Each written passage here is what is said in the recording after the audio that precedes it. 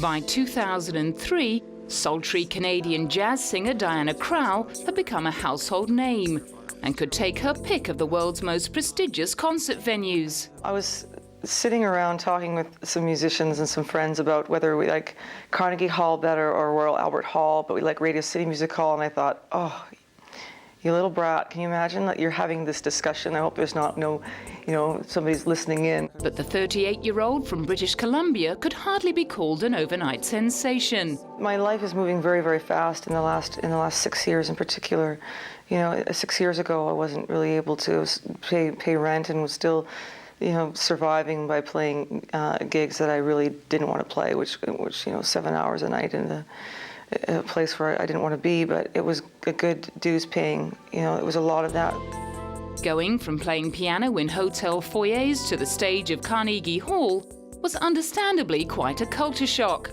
Places like that, there's such a history, and so you can turn the nervous energy around from being daunting and to one of inspiration. So I try to think that way, or nothing at all. I don't think I just pretend I just let the music take over, which is the most important thing anyways. It shouldn't be, once you start playing, that's what it is.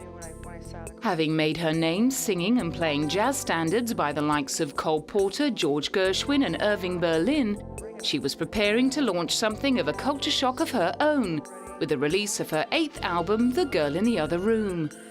It featured new songs by artists like Tom Waits, Chris Smither, Arthur Herzog and Joni Mitchell, as well as her own writing collaborations with her English singer-songwriter husband, Elvis Costello. It just came to life, and then you look at it and you have 17 tunes recorded and you put it together and it becomes a book of short stories. 3 years later, on the eve of releasing the very best of Jean Krall, she'd become a very contented mother of twins.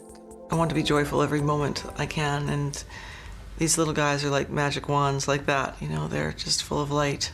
And so it goes into everything that I do, so I'm really happy.